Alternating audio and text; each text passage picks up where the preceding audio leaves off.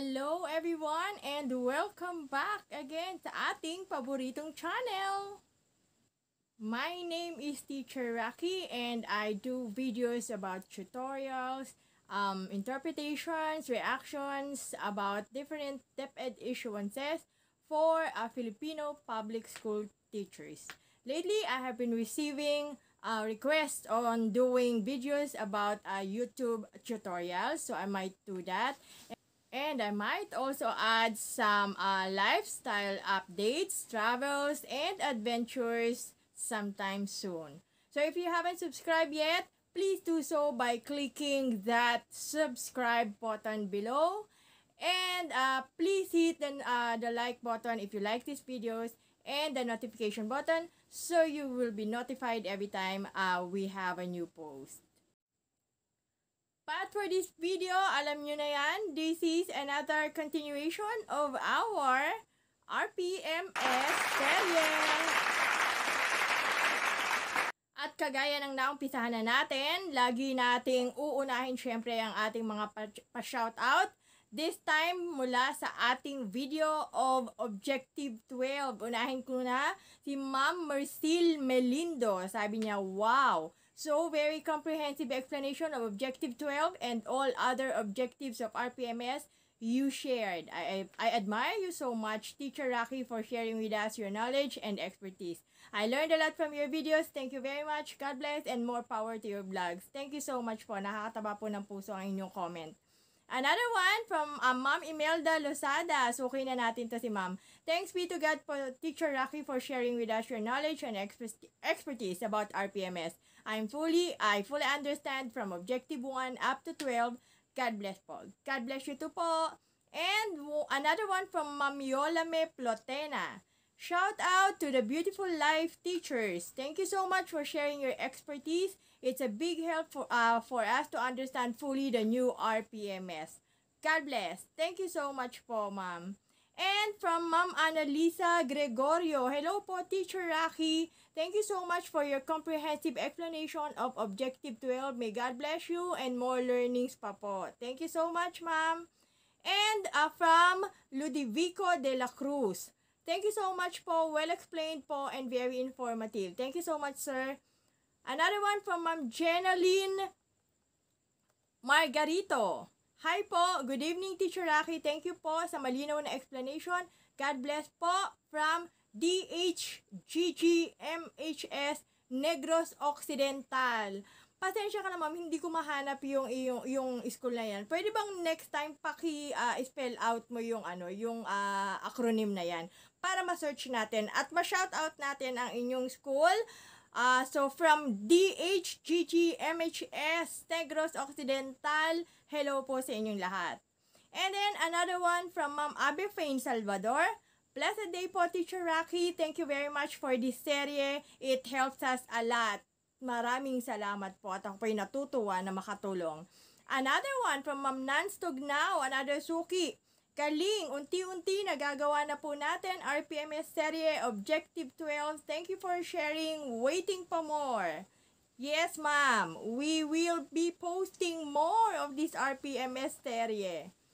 And let me read another comment from Ma'am Sharon Rose Sadangsal. Thank you so much again, Ma'am Rocky. Big help po talaga ang videos nyo. Thank you din po.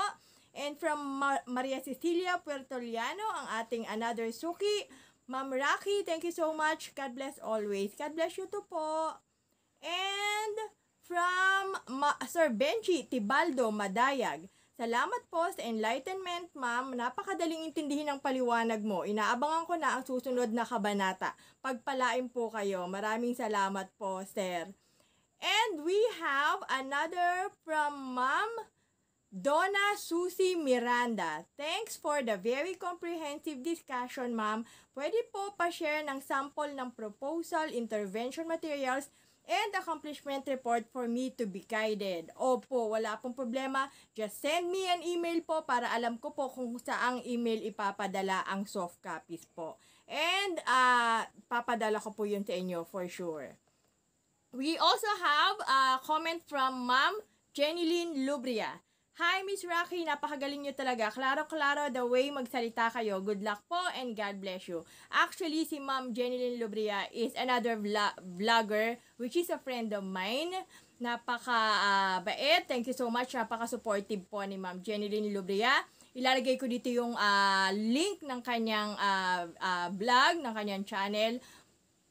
Makikialambing po ako. Please visit her channel. Maganda po ang kanyang mga videos about OFW life. Thank you so much, Ma'am Jenilyn.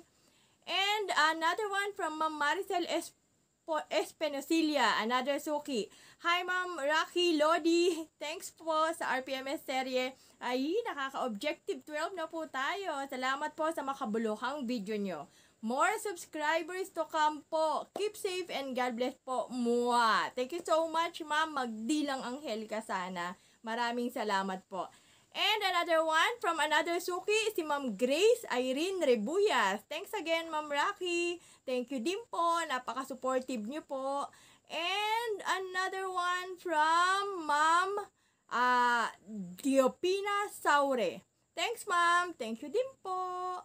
And we also have another one from Ma'am Grace Irene Rebuyas. Always po akong nag-aabang ng RPMS serye na ito. Alam ko po, naniniwala po ako sa inyo kasi nakikita ko yung inyong support at maraming salamat po sa inyo. One from Ma'am Rhea Mosqueda. Thank you so much po. Well explained po and very informative. Thank you po. And from Ma'am Carmela Laksama. Watching from Tiu Choteg Ana Ross Foundation Integrated Farm School, Iloilo City. Very useful po talaga ang video na ito. Marami pong salamat and hello po sa lahat ng mga teaching staff mula sa Tiu Cho Tegana Ross Foundation Integrated Farm School, Iloilo City. Sana po nabigkas ko ng tama ang inyong paaralan. Correct me if I'm wrong. Maraming salamat po sa inyong pagsuporta. And then we have from Ma'am Julieta Matreo. Thanks, Ma'am. Thank you din po. And from Ma'am Annalie Liemit, thank you very much, Ma'am Rocky. Thank you din po. And from Ma'am Cecilia Buyante, hi. Thank you so much. Hello po. Thank you din po. And from Ma'am Nerissa Paglinawan, clear as mineral po. Thanks po. Wow, napakaganda ng adjective ni Ma'am. Thank you so much. And we have from Ma'am Dorothy Opiana. Thank you, Teacher Rocky. Umabot po siya bago ako mag-speak. God bless. Si Ma'am Dorothy kasi nag-request siya ng Objective 12. Medyo naantala nga. Kasi nga, si Ma'am nga, medyo naging busy. But I made sure na makahabol ito dun sa araw ng kanilang lock session kasi kailangan niya to. And luckily, nakahabol naman. Buti naman po at nakahabol. Thank you so much po sa inyong support. Sana nakatulong sa inyo. And we also have from Ma'am Sharon Rose Sadangsal. Ma'am Rocky, may copy po kayo ng ISA 2021 to 2022 sa mid-year review for Ma'am. Ma'am, kasali po ito sa ating magiging RPMS serye. Gagawa po tayo ng another video para po sa ating ISAT at saka sa ating iba pang mid-year review form. Maraming salamat po. From Sir John Ray Montinola. Si Sir John Ray, nagiging suki na rin natin to. Hello, maayong gabi from Negros Occidental. God bless po, Teacher Rocky. Thank you so much po. And hello po sa lahat ng mga teachers mula sa Negros Occidental. Another one from Sir Irvin Ehrlich Masinsin. Teacher Rocky, alam na, galing mo talaga. Si Sir Irvin po is a good friend of mine from another school po within our district. Thank you so much, Sir Irvin. Alam na ito. And from Sir Rolando Patumbon. Salamat po, Ma'am Rocky. Thank you din po, Sir. And then we also have from Ma'am Christine Umbao. Teacher Rocky, dito po sa Objective 12, ang e-class record na ginagamit namin sa junior high ay hindi katulad po ng pinakita nyo rito sa vlog nyo. Hindi po nakikita sa e-class record namin ang least mastered at mastered, etc. Yung po kasing may least mastered ay nakita ko lang po yun sa item analysis para makakuha po yung MPS dati bago magkaroon ng pandemic. Meron po ba kayong pwedeng isuggest na ibang MOVs na makikita po yung Objective 12? Salamat po sa pagtugon nyo. Sana po may video na po yung Objective 13. Salamat po. Ganito po yun. yung po pinakita ko pong e-class record is what we use, what I use po. Doon po namin nakikita yung mga least mastered and most mastered skills. I'm sure lahat po tayo ay merong sari-sariling kanya-kanyang pamamaraan at kanya-kanyang assessment data analysis na ginagamit. Kasi po, ito po ay kasama sa reporting natin ng LOA. Otherwise, di po tayo makakapag-report ng LOA. Now, kailangan pong alamin nyo, I'm sure alam nyo po to kung anong ginagamit nating assessment data para mag-come up po sa LOA report. Pwede po kayo magtanong sa kapwa guro kung ano po ang ginagamit nyo. So, whatever that you use within your school, that assessment data po ang gagamitin nating attachment for objective number 12.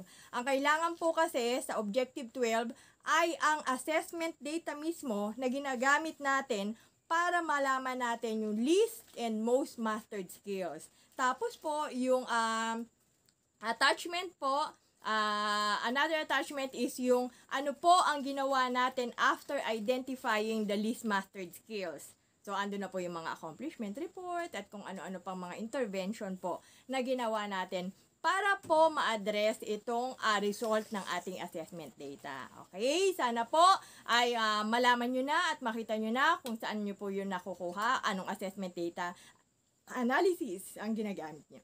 Another comment po from Ma'am Celestine Lacandula. Thank you very much, Teacher Rocky, for sharing. Keep safe and God bless. Thank you din po. And another one from Sir Erwin Migalang. Thank you very much, ma'am. Very informative po. God bless. Looking forward to episode 13. Opo, ito na po. Malapit na po tayo. Another one from Ma'am Josefina Gahultos. Another suki po natin to sa RPMS serye. Sabi niya, thank you ma'am. Malinaw na malinaw. Kaya nga, intinding-intindi. God bless po and looking forward to Objective 13. Maraming salamat naman po kung nagiging malinaw at intinding-intindi ang ating mga explanation. Thank you so much! And of course, a last one from Ma'am Nanette Parcon. Sabi niya, thank you so much. Waiting for Objective 13. Well, your long wait will now be over because we will be giving you at this video ang ating Objective 13. Pero bago ang lahat, hayaan niyo muna po ako magbigay daan para sa special greeting to a special person, my dear, my love, my inspiration. Happy birthday to you! I love you! Ayan, umpisahan na nga natin ang unang objective mula sa Key Results Area number 4. Community linkages and professional engagement and personal growth and professional development. That is objective number 13. Maintain learning environments that are responsive to community context. Kung iintindihin po natin, ang objective 13 po ay tumutukoy sa mga pamamaraan kung paano natin na maintain or napapanatili ang learning environment na tumutugon sa community context. Tingnan natin ang nilalaman ng RPMS tool na ito by identifying or understanding the one at the bottom, yung nasa note po. Sabi dyan, ang learning environment daw na tinutukoy is the classroom and other physical learning areas outside the classroom. So, yung tinatawag na, ang sinasabing learning environment, it's a classroom or anywhere outside the classroom that serves as classroom.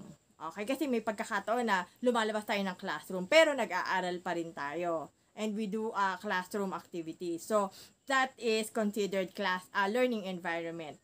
Another term, community context. It refers to situations and all the circumstances in which learners learn from instruction. So, yung tinatawag daw na community context ay ang mga situations at iba't iba pang circumstances kung saan ang learners ay natututo sa pamamagitan ng mga instruction. Another term that we use is a community or wider school community. It refers to both internal and external stakeholders. So, yung tinatawag daw na community o wider school community, ito po yung ating mga internal and external stakeholders. So, ang internal po is ang ating mga teachers and other school staff. Ang external po, yung ating mga local government, yung ating mga parents po, at lahat po ng mga stakeholders natin na tumutulong sa paaralan from outside of school. Okay? So, yun po yung ibig sabihin ng mga terms. So, balikan natin. Dapat daw, sa Objective 13, makapagpakita tayo ng katunayan na tayo ay nakakapagpanatili ng learning environment. Ibig sabihin, lalo na sa panahon ngayon ng distant learning, napapanatili ba natin yung learning environment o yung lugar o yung senaryo kung saan nagkakaroon ng pagkatuto. Ito dapat, learning environment na to ay tumutugon sa community context. Yung sinabi natin community context, mga sitwasyon at circumstances na kung saan natututo ang ating mga estudyante. Okay.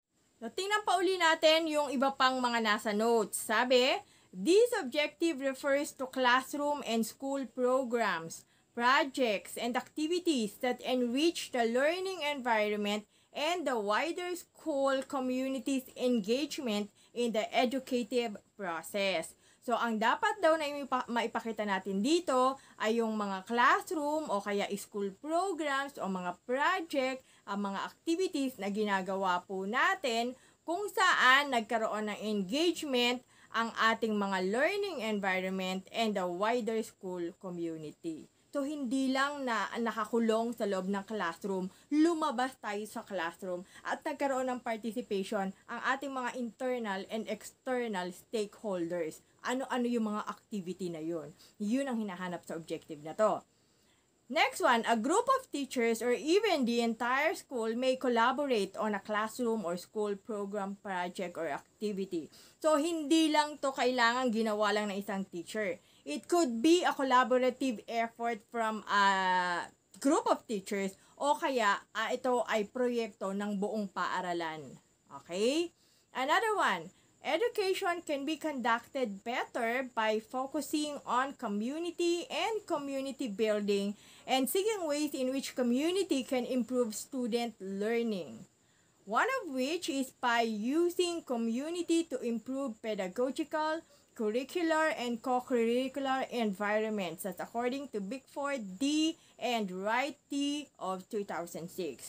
So here are sample activities that foster an engaged community in student learning. So, sa ating daw, sa education daw, mas maganda daw kung na-engage natin ang ating community to improve student learning. So, ano yung mga example activities? Meron daw tinatawag tayong pedagogical approaches. So, ano itong mga to? Active learning activities in class, cooperative techniques. Team-based projects are conducted outside class and culminate in student-led preparation. So, gumagawa tayo ng mga team-based project kung saan pinapalabas natin ang ating mga ang ating mga estudyante to do research o kaya ay mga iba't ibang culminating activities outside the classroom. Another one is classroom visitors such as civic leaders or alumni can broaden classroom community and enrich discussion. So baka may mga pagkakataon na tayo ay nag-i-invite ng mga alumni or civic leaders sa ating klase para magbigay ng karagdagang information. Okay? So those are the pedagogical approaches. Another one is the curricular approaches. It includes tutoring programs that are offered for at-risk and learners with learning needs. So kung gumagawa tayo ng mga tutoring program, that includes yung mga intervention material natin na dinideliver natin sa mga bata who are identified to be at risk, o kaya yung ating mga intervention and remedial teaching po. Lalo na ngayon, kasi usually before, nung meron pang face-to-face, before the pandemic, ang remedial natin, di ba, after class hours, di ba, kung meron tayong mga estudyanteng at risk, we ask them, sa pamamagitan ng pag-inform sa kanilang parents that we would like them to stay a little more time for remedial, di ba? Or we spend specific time para sa kanila, para magkaroon sila ng remedial. So, dahil tayo nasa distant learning, what we do is we go to the learner's home para i-deliver yung remedial, yung intervention program na ating ginawa. So, that's curricular approaches. Pwede rin pumasok dito sa curricular yung learner research projects culminate in school presentations with appropriate grade or credit. So, ito, meron kasi mga pagkakataon sa junior high school and especially sa senior high school na nagkakaroon sila ng mga research activities. So, pag nagawa sila ng research activities, usually, it engages outside or external stakeholders. Lumalabas sila madalas sa mga sa ating mga paaralan to do research, to do the study. Kung hindi man within school, pero outside the classroom, halimbawa, they're going to study about the effect of gadgets to grade 10 students. So, lalabas sila ng classroom. Maghahanap sila ng mga estudyante ng grade 10. So, that's curricular approaches. Another one is the co-curricular approaches. These are the social and cultural activities explore and build on the community's heritage and mission. So, yung pagpapakilala natin sa kanila, pag may mga activities tayo kung saan pinapakita natin sa kanila ang ating mga heritage, community heritage, diba? Katulad ng mga community tour. Yan. So, kasama po yan sa co-curricular.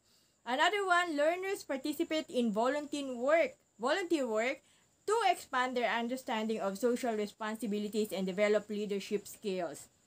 So, yung mga pagkakataon na yung mga estudyante natin ay ilinalabas natin ng community to do community service, di ba? Yun po ay mga special project din. That is part o pwede nating attachment dito sa objective na ito. And then we also have co-curricular activities involve students, faculty, and staff in shared dialogue. Learners participate in experiential learning opportunities and in campus management decisions to create a sense of ownership and responsibility.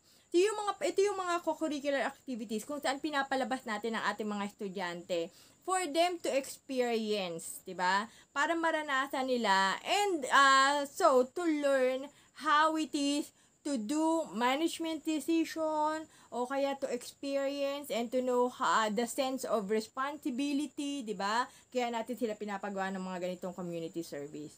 So, in short, in simple words, ano ba ang mga example activities na pwede natin gawin para attachment dito sa objective number 13? So, I have here some concrete, basic examples of these activities for this objective na pwede nating maging guide or pwede nating gawin. Kung wala pa tayong ganito, then pwede tayong gumawa this early or at this point. Kasi malayo pa naman yung ating yung ating pasa ng RPMS. Gumawa na tayo para magkaroon tayo ng attachment dito sa objective na to. So, under the pedagogical approaches, if you conducted class outside the classroom, kasi nga ang ating typical learning environment is within the classroom. Kung halimbawa, naggawa kayo ng klase or nagklase kayo sa labas ng school, for example, sa barangay covered court, nagklase ka doon, dinala mo doon yung mga estudyante mo to do your class. Maybe because meron kang gustong ipaliwanag sa kanila at ipa-experience. Or let's say you get out of the classroom, nagklase kayo under the mango tree. Diba? Kasi meron kang gustong ipa-experience sa kanila that is part of your lesson. So that's doing classes outside para ma-experience nila yung outside of the classroom environment. So that is one example. Another one, meron kang ginawang special lesson kung saan nag-invite ka ng visitors to enrich discussion. So, meron kang importanteng discussion sa lesson mo and you believe that there's somebody who is more capable of sharing experience, diba? Nag-invite ka ng bisita, pwedeng alumni nyo, o kaya some civic workers. Tapos, pinapunta mo sa school and isinama mo siya sa iyong class discussion. So, that's one example. Under the curricular approaches, pwede nating ipasok dito yung ginagawa nating Project AKAP. provided that we do remediation or intervention class. May pagkakataon kasi that we do project AKAP para bisitahin, kumustahin. Kasi nga, di ba anak, kumusta ang pag-aaral? Kumustahin natin yung pag-aaral ng mga bata. Pero hindi naman tayo nagawa ng tutorial. So, hindi natin pwedeng isama yon. Pwede lang nating isama ang project AKAP kung tayo ay nagsagawa ng tutorial or intervention class para sa mga batang ito. Okay, so kasama siya sa curricular. Another one is the learner's research project. So, dun sa mga teacher na teacher sa research, na nagpapagawa ng research sa mga estudyante, so pwede nyo po isama attachment po dito sa Objective 13. Under the co-curricular approaches, community tour, 'di ba? May mga pagkakataon na ilinalabas natin yung ating mga estudyante. Pinapakita natin ito ang ating simbahan, ito ang ating barangay plaza, ito ang ating barangay hall. So, iyon po ay another activity or program kung saan ilinabas natin sila outside the four corners of our classroom. Another one is a voluntary community service. So, may mga pagkakataon na isinasama natin sila to do community work, di ba? So, yon, that's another program. And another one is a shared dialogues between students, faculty, and staff, wherein learners participate in experiential learning opportunities and in campus management decision so that they can feel the sense of responsibility and ownership, di ba? Siguro mag-apply dito yung ating mga school, student governing council or student council, di ba? Madalas sinasama natin sila sa mga decision making ng school. So, that's another example. Importante lang na pag meron tayong mga programa na ito, na i-document natin. Kumbaga, merong plano, may proposal, di ba? Tapos, meron tayo ng mga progress report and accomplishment report. Hindi pwedeng basta lang sinagawa yung project or basta lang sinagawa yung program. Kasi every project and program undergo stages, di ba? So, dapat nagagawa natin yun. So, if we're planning to do this, some of these activities or one of these activities, we have to make sure that we start with planning, di ba? Organizing, and then we do the proposal, and then we monitor the progress, and then we do accomplishment report out of the project or plan. Okay? Now, under the means of verification, number 1, accomplishment report of a program, project, or activity that maintains a learning environment. So, kung tayo ay nagkaroon ng proyekto at naiplano natin to, nagkaroon tayong project proposal na isakatuparan natin to, then we can have an accomplishment report. Yun yung number 1 MOV, yung accomplishment report ng project o program na tinutukoy sa Objective 13.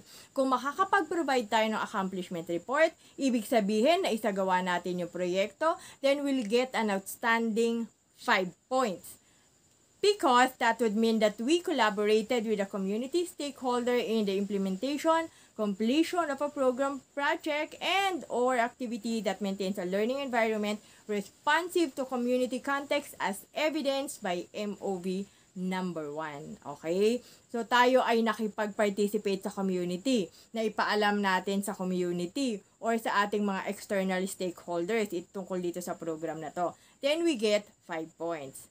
Makakakuha tayo ng 4 points or very satisfactory if we only planned with the community stakeholders a program, project, and or activity that maintains a learning environment responsive to community context as evidenced by MOV number 2. Ano ba yung MOV number 2? That is the program, project, or activity plan on maintaining a learning environment. Nagplano lang tayo. Okay? Na-invite natin yung community stakeholders sa pagpaplano na ito. So, yun lang ang ating naging documentation. Hindi natin na isakatuparan. Hindi nagkaroon ng progress yung ating project. So, hindi tayo nagkaroon ng accomplishment report. We only have the proposal or the plan. Yun lang ang meron tayo. Then, we'll only get 4 points. Now, MOV number 3, we have the minutes of a consultative meeting or community stakeholders meeting about a program, project, or activity that maintains learning environment with proof of attendance. Okay? Nakapagpa-meeting tayo. Okay? Na-invite natin yung mga stakeholders. Meron tayong proof of attendance. May picture pa nga tayo ng pag-meeting. Pero hindi pa natin na plano ng mabuti yon. So, ang magiging point lang natin doon ay satisfactory. That is 3 points. Kasi, MOV number 3 lang yun ay attach natin. Ang MOV number 4, communication letter about a program, project, or activity that maintains a learning environment. So, hindi pa nga tayo umabot sa pagpapamiting. Nagawa pa lang tayo ng letter or proposal, diba, for this project at naipasa natin to. Hanggang dun pa lang yung nagawa natin. Then, we'll only get 2 points or unsatisfactory. So, 1 point if no acceptable evidence was shown. Wala tayong nagawa. So, 1 point lang tayo. Now, kung titingnan nyo yung means of verification, 4 yan. Pero you don't have to put all 4 of them. Hindi po. Ang ikakabit lang natin sa ating attachment is kung ano doon ang makakapagbigay sa atin ng highest possible score. Lagi ko naman po itong sinasabi sa inyo. So, sa lahat po ng mga objective natin, sa lahat ng mga means of verification doon, hindi po natin kailangang ilagay lahat ng mga tinutukoy na attachment. Yung po kasi ay mga possible attachment na pwede nating ilagay. Now, pipili tayo kung alin doon ang meron tayo at alin sa meron tayo ang makakapagbigay sa atin ng highest possible score. Yun lang po ang i-attach natin. Nagtataka po kasi ako, meron kasi ako mga nakikita na mga attachment or mga template na ang daming attachment. Ang dami, minsan 2 pages pa, 3 pages yung attachment. Napakadami naman nito. Yung iba, hindi na naman kailangan. Sabi nga aanhin mo pa ang labis, 'di ba? Naglagay ka ng accomplishment report, you already got 5 points. Ba't lalagyan mo pa ng project proposal? 'Di ba? Hindi ka naman pwedeng magkaroon ng another 2 points, magiging 7 points pa yung score mo. 'Di ba hindi? So, ang kailangan lang natin, kung ano yung hawak nating attachment na makakapagbigay sa atin ng highest possible score. Huwag na natin idagdag yung iba. Pampasikip lang yan sa ating RPMS portfolio Pampakapal lang yan hindi naman sila nagka-count. Wala din silang bearing. So, why do we have to add them? Hindi na po. So, ang sinasabi ko parate, kung ano po, dito sa mga required attachment, ang makakapagbigay sa atin ng pinakamataas na possible score, yun lang po ang i-attach natin. And talking about this, ang napili ko po, dahil ito ay meron na ako at nagawa ko na to, is yung aking accomplishment report of the tutorial or intervention program na ginawa ko po. Naalala nyo po sa ating objective 11 and 12, di ba? Di ba, pag nagawa ka ng isang intervention program, ang dami mo nang pwedeng paglagyan sa kanya na attachment sa iba't ibang objective, di ba? So, kung nagawa ka ng intervention program, nagamit ko siya sa Objective 11, nagamit ko siya sa Objective 12, at magagamit ko pa rin siya sa Objective 13. Okay lang po yun. Kasi, those are different objectives, pero nasakop nung aking accomplishment report yung iba't ibang objective natin as a teacher. So, dito po, I would include this in the curricular approaches kung saan I did tutoring. Kasi nga, di ba, na-identify ko sa Objective 12 yung aking least mastered skills. Sa Objective 11, I was able to come up with intervention material. So, yun nga yung SIM, di ba? So, ito yung aking attachment. Sa Objective 12, na-identify ko yung least mastered skills ng aking mga estudyante using the assessment data analysis at ano ang ginawa ko. Ito nga, yung intervention material, ginamit ko. Through Project AKAP, pumunta ako sa bahay nila and I was able to deliver the intervention material through tutoring. Diba? So, nandun yung papasok yun sa curricular approaches. Okay? So, kasama, pwede ko siyang attachment dito sa Objective 13. Pero, kung wala nga kayo nito, yung sinasabi kong intervention material, pwede kayong tumingin dun sa iba pang binigay kong example kung ano doon ang meron kayo. Now, minsan, hindi applicable sa lahat. Ako, sa tingin ko, ang applicable sa lahat sa atin, very generic, yung Project AKAP. Kasi I'm sure lahat tayo gumagawa nito. The question is, ang ating bang pagpa-Project AKAP ay gumagawa po ba tayo ng tutoring? Idini-deliver po ba natin intervention material natin dito sa ating papa-Project AKAP? Kung oo, then we can make use of that dito sa ating Objective 13. Ito na nga yung SIM na ginawa ko, na dineliver ko through Project AKAP sa aking mga learners that has identified least mastered skills. So, yun po ang aking attachment. So, madali lang. Hindi mo na kailangang pahirapan ng sarili mo. Kung anong ginamit ko sa 11, 12, yun din ang gagamitin ko sa 13. Okay lang po yun. Wala pong problema yun. So, this is my final attachment for Objective 13. Andyan yung aking accomplishment report. And of course, ang aking annotation. Sabi ko, for Objective 13, I was able to show that I maintained learning environments that are responsive to community context by attaching a copy of the accomplishment report of the remedial or intervention that I did for some of my learners who have identified least mastered skills.